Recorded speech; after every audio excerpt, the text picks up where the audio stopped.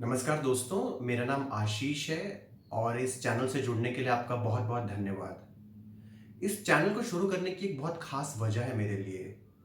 बचपन से ही school time में जब मैं कोई भी साहित्य का पीस पढ़ा करता था, कोई लिटरेरी पीस पढ़ा करता था, तो ख़ासकर एग्ज़ाम्स की तैयारी के लिए, तो हमेशा एक इंटेंशन हुआ करती थी कि इसका सेंट्रल आइडिया को रटना है, समझना है और एग्ज़ाम शीट पे ऐसा कैसा उतार के आ जाना है और फिर दुआ करनी है कि अच्छे से नंबर आ जाए।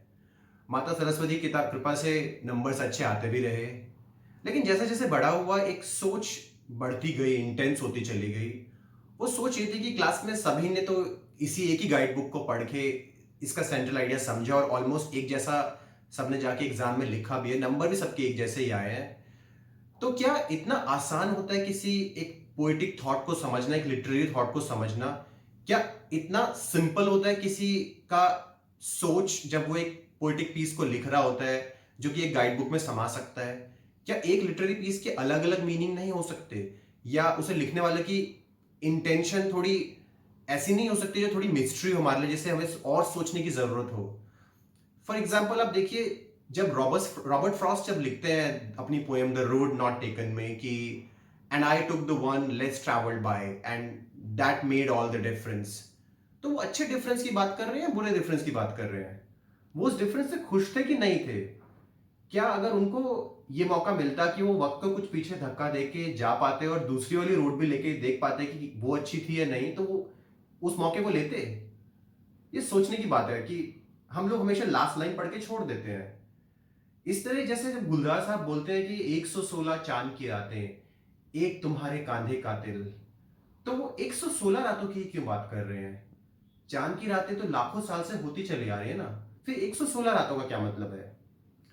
ऐसे ही जब महादेवी वर्मा जी बोलती हैं कि मैं नीर भरी दुख की बदली, तो नॉर्मली हमारे हिंदी साहित्य में क्या होता है कि पानी बरसाने वाले बादल, नॉट नॉट जस्ट हिंदी साहित्य में नहीं, इंग्लिश में भी या उर्दू में भी पानी बरसाने वाले जो बादल होते हैं हमेशा उनको खुशी का एक सिंबल माना जाता है।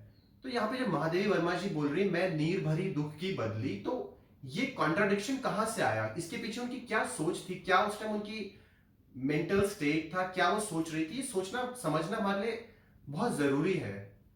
तो ये एक अलग डायमेंशन ऐड करने के लिए, थोड़ा और एक लेवल डीप जाके सोचने के लिए, अलग अलग लिटरेरी पीसेस को, पोएट्स को, उनके वर्क प्रोसेस को, वो सब समझने का जो कोशिश है वो ये चैनल है।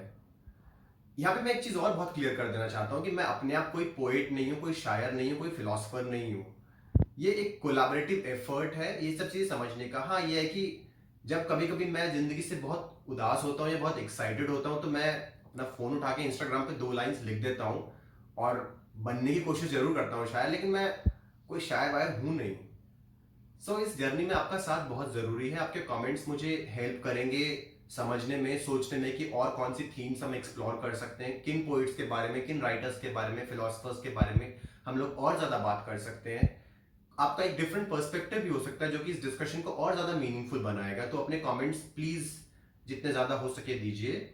अगर आपके कमेंट्स थोड़े क्रिटिकल हैं तो वो भी बहुत इंपॉर्टेंट है मेरे लिए, ये जानने के लिए कि क्या ये डिस्कशन कहीं गलत जा रही है। अगर आप सिंपली मुझे ट्रोल करना चाहें तो भी हम यूपी के बड़े शिक्षित और शिष्ट बालक हैं, आप कर सकते हैं। So friends, be a part of this journey. Please like, subscribe and share this channel, and I'll look forward to your participation here. Thank you so much.